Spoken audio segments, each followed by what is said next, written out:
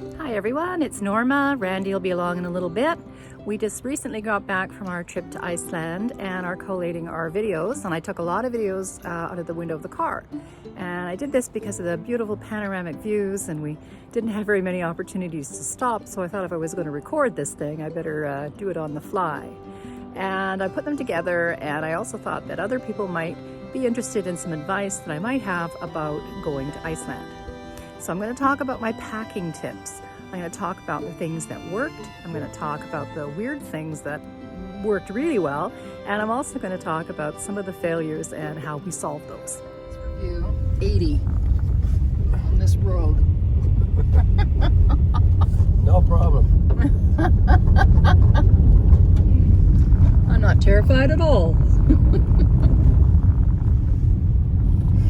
This section of video takes us from those sketchy roads that took us from Bildadalur to Ísafjörður, and we went through Skagastrand and ended up in Akureyri. I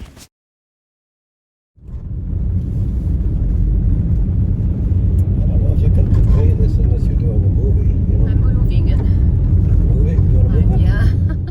We decided to take carry-on for a number of reasons. One, we didn't want our baggage to get lost. Two, we didn't want to spend the $90 each way for a checked bag. And thirdly, they're easier to carry when you're going up to the second floor of a guest house.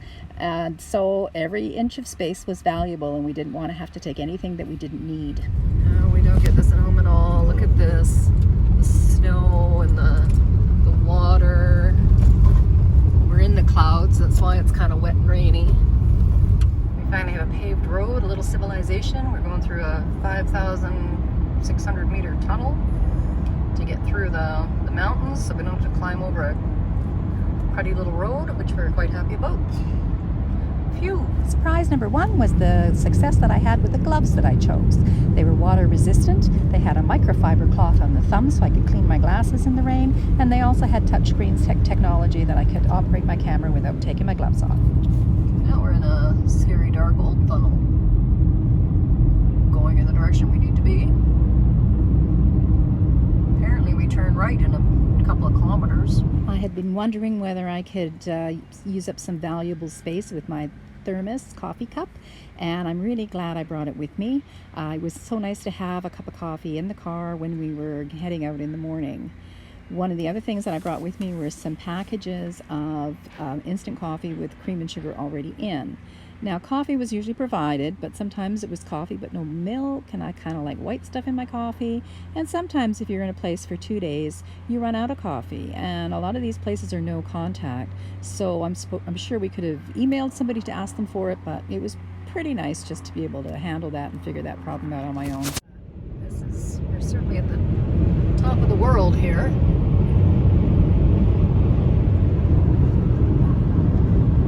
It's like a moonscape.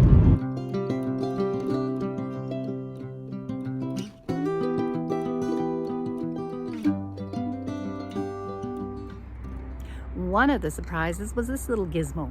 It is a soap dish, and I needed something to carry my shampoo bar and my conditioner bar in, and I needed a new soap dish, so I bought this one. But it has suction cups on the back. And it was surprising to me how handy this came in when I'm in showers where there's no shelves, when I'm in the showers at the nature baths, and I could just stick this in the wall, and it held my shampoo bar and my conditioner bar right there at the ready for me without having to scramble around looking for them. And of course, when you're bringing a carry-on bag, you are limited to the number of liquids that you can take. So you're looking for solid products like shampoo bars and conditioner bars. You can also get sunscreen in a stick form. And of course, you need to bring laundry detergent. So I purchased those laundry sheets, and those worked beautifully. Oh, wait a minute. That's okay. We have to have some windshield wipers going.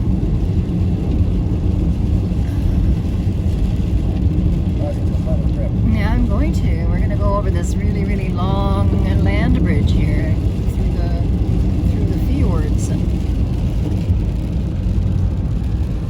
it's really hard to get an idea of what it's like. It is raining, of course, today. What are you going to do?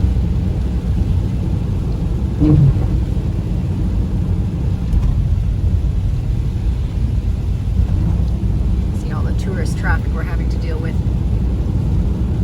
Looks like it's sunny over there. We're going to go over there now.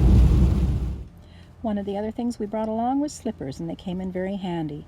We were wearing our hiking boots on the plane, so it was nice to be able to take those off and put our slippers on. Also, at the guest houses, you had to leave your shoes at the front door, so it was nice to have your slippers to walk to the bathroom or go to the kitchen or whatnot. You got the pot of gold at the end of the rainbow when you went to Ireland, but nope, it's Iceland. It's so weird to see the rainbows on the ground.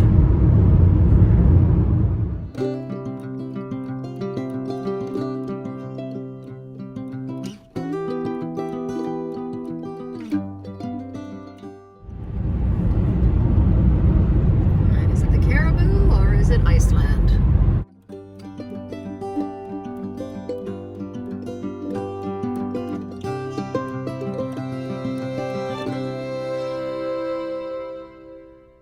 It's so pretty in this valley. It says that they're not having power cables on pylons. They will only accept underground power to keep the prettiness of the valley. When we got to Akureyri, we were able to solve a couple of our packing disasters, but in the meantime, here's a lesson on how to handle the one-lane tunnels. So we're waiting in a pull-out on a one-way tunnel as these cars and trucks go by us. And it'll be our turn again to go. There's somebody else coming. There's a couple of people coming. Yeah, there's another guy after him too. So yeah. So that's what happens. It's a single tunnel, and it's our job to pull in because we've got the pull-outs on our side. Pulling out into the tunnel, and away we go. And there's somebody else coming, so we'll get to the next pull-out and do it again. One of the packing mistakes that I made was bringing the wrong hat. Now, it's an average of 10 degrees in Iceland, but it's windy there. And this is the hat that I wear here when it's 10 degrees. But what didn't work for Iceland was the open weave, and the wind went right through and didn't keep my head warm. In Akureyri, I found a roadside stand that was selling hand-knitted goods, and I was able to pick up a hat of Icelandic wool for a fraction of the cost of the tourist stops. My tip is to look for those roadside stands. Look for the baskets of knitted goods in the guest houses and in the hotels. You'll get a much better deal than you will in the tourist stores. We solved our second mistake by shopping in Akureyri as well in a second-hand store. Randy thought that he could get away with just boots and slippers, but that proved not to be the case. It was too uncomfortable driving in boots, and it was too awkward walking around in slippers, so we got him a really nice pair of sneakers for $4 in that second-hand store.